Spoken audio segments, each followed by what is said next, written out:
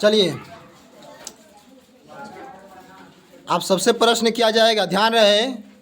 अगर इन चारों बच्चों को प्रश्न का उत्तर नहीं आएगा तो आप सब में से जिसको भी आएगा फटाक से खड़ा होइएगा और तुरंत बोलना शुरू कीजिएगा। बोलिएगा ना? चलिए सबसे पहले इन चारों बच्चों से प्रश्न शुरू करते हैं। चलिए आप बोलिए, विज्ञान क्या है?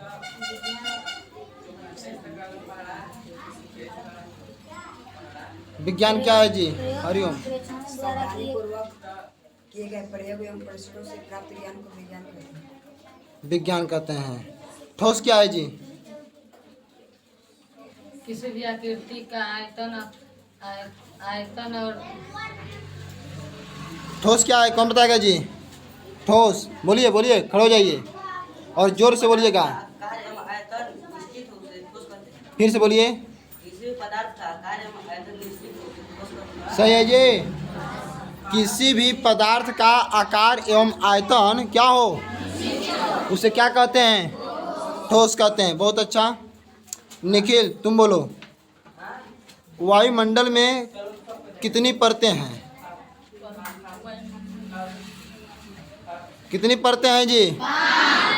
कितनी परतें हैं? 5। वायुमंडल के किस परत में, निखिल आपसे प्रश्न रहेगा, वायुमंडल के किस प्रश्न में वायुमंडल के किस परत में जहाज उड़ान भरती है? हाँ बोलो। समताप मंडल। सही है जी। वायुमंडल के किस परत में जहाजें, हवाई जहाजें उड़ान भरती हैं? समताप मंडल है। बहुत अच्छा। हरिओम। पृथ्वी को कितने परतों में बांटा गया है? कौन कौन? सियाल, नीफे, सियाल, सीमा और नीफे। सियाल, सीमा और नीफे। आप सब में से प्रश्न रहेगा बच्चों, जिसको आएगा वो बच्चा खड़ा होकर फटाक से बोल दीजिएगा, ठीक है? चलिए ध्यान दीजिएगा, प्रश्न कर देना। तैयार हो ना? नहीं, आवाज़ नहीं आ रही है। पृथ्वी के किस परत पर हम लोग रहते हैं? किस परत पर? और पृथ्वी के किस परत में हम लोग पाइप डालकर पानी निकालते हैं? सियाल। ज्वालामुखी जैसी घटना पृथ्वी के किस परत से घटित होती है? सीमा। और प्रत्येक 32 मीटर की गहराई में अंदर जाने पर, प्रत्येक 32 मीटर की गहराई में अंदर जाने पर कितना डिग्री सेल्सियस तापमान बढ़ता है? कितना? 1 डिग्री सेल्सियस तापमान बढ़ता है। और आप लोगों से प्रश्न रहेगा, प्रत्येक 165 मीटर की ऊंचाई पर जाने पर कितना डिग्री तापमान जो है बढ़ जाता है? 1 डिग्री बढ़ता है, घटता है? बढ़ता है, घटता है जी? घटता है ना? 1 डिग्री सेल्सियस घट कितना ऊंचाई पर जाने पर? 165 मीटर की ऊंचाई पर जाने पर। बहुत अच्छा। चलिए फिर आप लोगों से एक एक प्रश्न रहेगा मैथ से। निखिल आप बोलिएगा, सबसे छोटी सम संख्या 2 है और सबसे बड़ी सम संख्या प्राप्त नहीं किया जा सकता है। सही है जी? बहुत अच्छा। कौन आप बोलिएगा, अभाज्य संख्या क्या है? कोई संख्या जो 2 से पूरा सही है जी? तब बोलिए आप लोग में से कोई खड़ा होकर अभाज्य संख्या क्या है?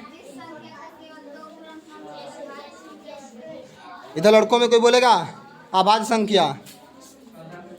हरिओम। अभाज्य संख्या जिस संख्या का केवल 2 गुणनखंड हो। जिस संख्या का केवल 2 गुणनखंड हो उसे क्या कहेंगे? अभाज्य संख्या कहते हैं। आप बोलिए परिमेय संख्या।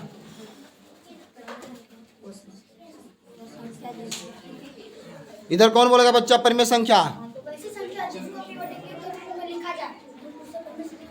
वैसी संख्या जिसको P बटे Q के रूप में व्यक्त किया जाए या लिखा जाए उसे क्या कहते हैं? ये परिभाषा सही है? सही है?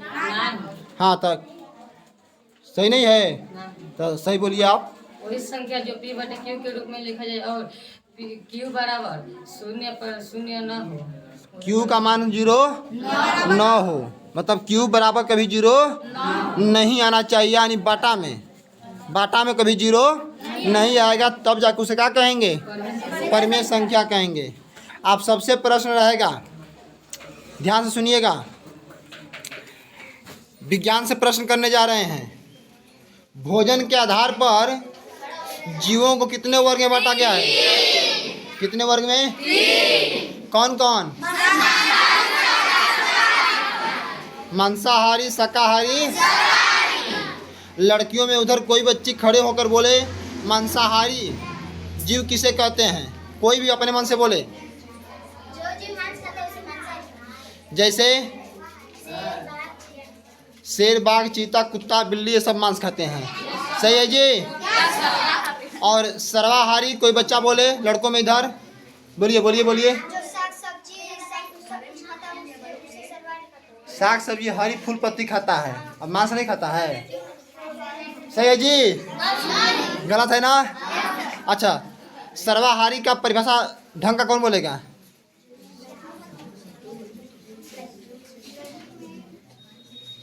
कोई बोले, अरे कोई बोल रहे हैं। सही प्रकार का भोजन कहने का मतलब कि फूल पत्ती को भी उड़ा देगा और मांस भी खा जाएगा, वो सर्वाहारी। और शाकाहारी किसे कहते हैं?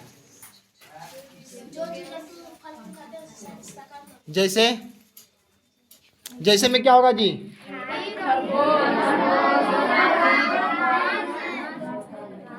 हिरण हो जाएगा, खरगोश भी हो जाएगा। अच्छा ये बताइए कि मनुष्य मांसाहारी है कि सर्वाहारी की? सर्वाहारी। हम सब क्या हैं? हम सब क्या हैं? क्योंकि हम लोग भोजन में मांस भी खा लेते हैं। मांस कहने का मतलब कि मुर्गा उर्गा हो गया ना। अब मछली उछली खाते हैं कि नहीं खाते हैं? तो जो मांस मछली खाए और दूध भी पिए और हरी हरी सब्जी भी खाए, उसको सर्वाहारी के श्रेणी में रखा जाता है। अंतिम और आखिरी प्रश्न सही बच्चों से रहेगा। चलिए आप लोग बैठिए, आप लोग बैठिए। सही बच्चे बोलिएगा। जिस बच्चा को आएगा वो बच्चा खड़ा होकर फटाक से बोलिएगा, बिना सोचे समझे। और आ रहा है तो देखते हैं सबसे पहले कौन बोलने वाला बच्चा है। अंतिम प्रश्न का उत्तर देखते हैं कौन बच्चा दे रहा है। सूक्ष्मदर्शी क्या है? हाँ, सूक्ष्मदर्शी, उसे सूक्ष्मदर्शी कहते हैं। सूक्ष्मदर्शी जो यंत्र होता है वह क्या होता है? सूक्ष्मदर्शी क्या है? सूक्ष्मदर्शी एक ऐसा यंत्र है जो नहीं देखने वाले जीवों को हम सूक्ष्मदर्शी से देख सकते हैं। सही है जी? सही है। सूक्ष्मदर्शी एक ऐसा वैज्ञानिक यंत्र है जिसके द्वारा हम छोटे छोटे उन जीवों को देखते हैं जो हमारी नंगी आंखों से नहीं दिखते हैं। और जिस यंत्र से हम उन छोटे छोटे जीवों को देखते हैं उस यंत्र को क्या कहते हैं? सूक्ष्मदर्शी कहते हैं। क्या कहते हैं? चलिए बहुत बहुत धन्यवाद आप लोगों का। एक बार ताली बजा दीजिए।